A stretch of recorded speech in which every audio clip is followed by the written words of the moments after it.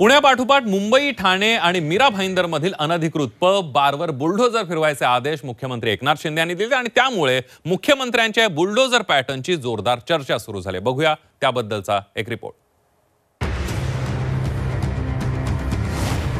आता महाराष्ट्रातही बुलडोजर भाई।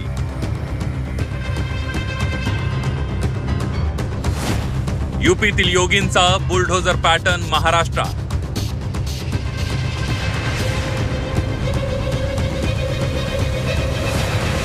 अवैध बार पबवर कारवाईचे मुख्यमंत्र्यांचे आदेश।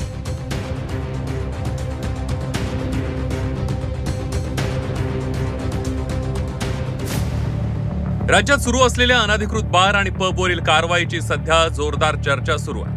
अनधिकृत बार, पब आणि अंमली पदार्थांशी संबंधित अवैध बांधकामांवर बुलडोजर चालवण्याचे आदेश मुख्यमंत्री एकनाथ शिंदे यांनी प्रशासनाला दिले। त्यामुळे उत्तर प्रदेशचे मुख्यमंत्री योगी आदित्यनाथांचा बुलडोजर पॅटर्न मुख्यमंत्री शिंदेंनी राज्यात सुरू केल्याची चर्चा आहे।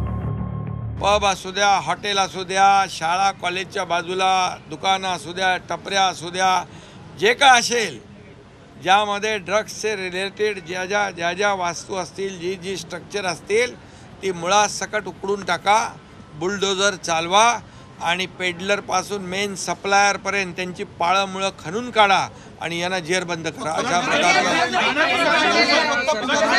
संपूर्ण महाराष्ट्रामध्ये, मुंबईमध्ये देखील मुंबई पोलिसांनी जवळपास 4000 कोटीचे ड्रग्स पकडले होते। 1300 बांधकामं त्यांनी तोडलेली। पुणे ड्रग्स प्रकरणानंतर L3 बार तसंच पुण्यातील अनेक अनधिकृत बार, पबवर बुलडोजर फिरलाय। हातोड्याचे घाव घालून बेकायदा बांधकाम जमीनदोस्त करण्यात आली आहे। त्या पाठोपाठ ठाण्यातील ओवळा नाक्यावरील अनधिकृत मयुरी लेडीज बारवर ठाणे मनपानं बुलडोजर फिरवला। कल्याणमधील अनधिकृत हॉटेल, बारवर सुद्धा पालिकेनं कारवाईचा बडगा उगारलाय। कल्याण पूर्वमधल्या सत्यम बारवर पालिकेनं धडक कारवाई केली आहे। यूपीचे मुख्यमंत्री योगी आदित्यनाथ यांच्या बुलडोजर पॅटर्नची देशभरात चर्चा सुरू असतानाच मुख्यमंत्री शिंदेंनी राज्यातही बुलडोजर पॅटर्न सुरू केल्याचं पाहायला मिळतंय। हा बुलडोजर पॅटर्न फक्त दाखवण्यापुरता नसावा, राज्यातील अवैध धंद्यांना कायमचा चाप बसावा एवढीच सर्वसामान्यांची अपेक्षा आहे। ब्युरो रिपोर्ट, झी 24 तास।